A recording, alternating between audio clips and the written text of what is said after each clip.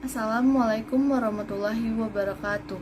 Perkenalkan, nama saya Sari Febrianisa, jurusan akuntansi, Universitas Mercu Buana.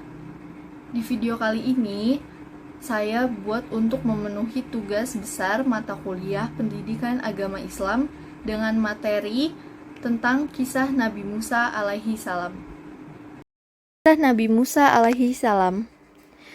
Kisah Nabi Musa adalah yang paling banyak diceritakan dalam Al-Quran sebanyak 136 kali. Nabi Musa adalah salah satu nabi dan rasul yang dikaruniai mukjizat. Nabi Musa merupakan rasul ulul azmi, satu dari 4 nabi yang dikaruniai kitab. Ia memperoleh kitab Taurat. Nabi Musa diutus untuk menyiarkan agama Allah saat Raja Fir'aun memimpin Mesir. Fir'aun adalah raja yang kejam dan zalim. Pada suatu hari, Fir'aun bermimpi, mesin terbakar hebat. Mimpi itu kemudian ditafsirkan bahwa ada seorang bayi laki-laki yang akan menjadi musuh dan menghancurkan kerajaan. Mimpi itu membuat Fir'aun memerintahkan pasukannya untuk menangkap dan membunuh bayi laki-laki, termasuk ibu yang sedang mengandung bayi laki-laki. Sungguh, Fir'aun telah berbuat sewenang-wenang di bumi dan menjadikan penduduknya berpecah belah. Dia menindas golongan dari mereka Bani Israel, dia menyembelih anak laki-laki mereka dan membiarkan hidup anak perempuan mereka.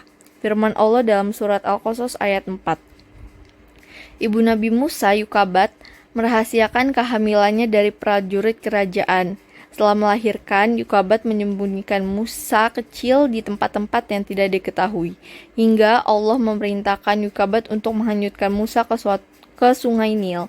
Allah berjanji akan mengembalikan Musa dan mengangkatnya menjadi seorang rasul. Di hilir sungai, istri Fir'aun menemukan Musa yang bersih dan bercahaya. Musa lalu dipungut keluarga Fir'aun. Dia adalah penyejuk mata hati bagiku dan bagimu. Janganlah kamu membunuhnya.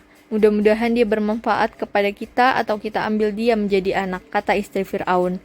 Saat bersama keluarga Fir'aun, Musa enggan menyusup pada orang lain, sehingga pada akhirnya Musa mau menyusup pada Yukabat yang adalah ibu kandungnya sendiri. Musa tumbuh sebagai sosok yang cerdas dan akal yang sempurna. Musa merantau meninggalkan Mesir menuju Madian. Di sana dia bertemu dengan Nabi Syuaib dan menikah dengan salah satu anaknya. Setelah 10 tahun di Madian, Musa dan istrinya meminta izin kepada Nabi Syuaib untuk kembali ke Mesir. Dalam perjalanan menuju Mesir, Musa melihat sinar yang menyala di Bukit Sinai. Di tempat itulah Musa pertama kali menerima wahyu dari Allah Subhanahu wa taala. Wahai Musa, sungguh aku adalah Allah, Tuhan seluruh alam, kata Allah, surat Al-Qasas ayat 30. Allah juga menunjukkan Musa pada mukjizatnya yang dapat mengubah tongkat menjadi ular serta dada yang bercahaya. Tertulis dalam surat Al-Qasas ayat 32. Musa mendapat tugas untuk memberikan peringatan pada Fir'aun dan pengikutnya untuk menyeru masyarakat Mesir menyembah Allah dan berbuat kebaikan. Namun, Fir'aun justru emosi dan pengikutnya tidak percaya akan mukjizatnya sebagai tanda kekuasaan Allah. Ia menyebutnya hanyalah permainan sihir belaka. Lalu Allah menimpakan beragam hukuman kepada Fir'aun seperti musim kemarau panjang yang menyebabkan kelaparan. Allah juga menimpakan angin topan dan lainnya. Fir'aun lalu meminta Musa untuk berdoa kepada Allah agar menghilangkan azab tersebut. Namun setelah azab itu dihilangkan, Fir'aun dan pengikutnya tetap tak mau menyembah Allah. Fir'aun justru semakin murka. Dia memerintahkan bala tentaranya untuk menangkap dan membunuh Musa beserta pengikutnya. Musa beserta pengikutnya memutuskan untuk meninggalkan Mesir. Musa menenangkan pengikutnya bahwa Allah akan selalu menjaga orang beriman.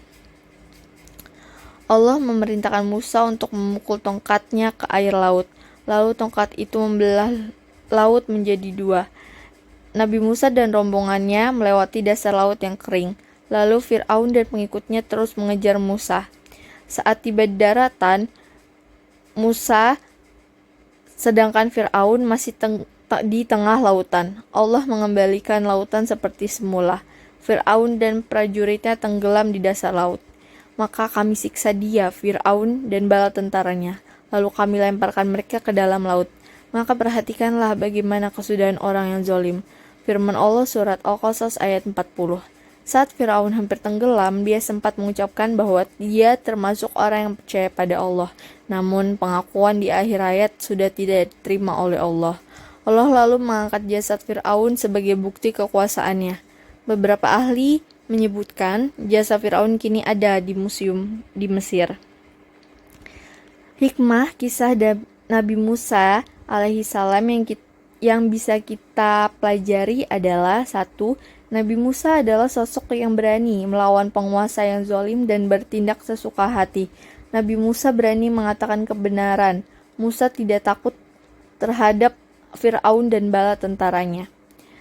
2. Perbuatan sewenang-wenang dan menganiaya orang lain tidak disukai oleh Allah. Allah akan memberikan azab bagi orang yang berbuat kerusakan. 3. Allah tidak menerima tobat orang yang sudah di akhir ayat saat ditimpa azab. Sekian, terima kasih. Assalamualaikum warahmatullahi wabarakatuh.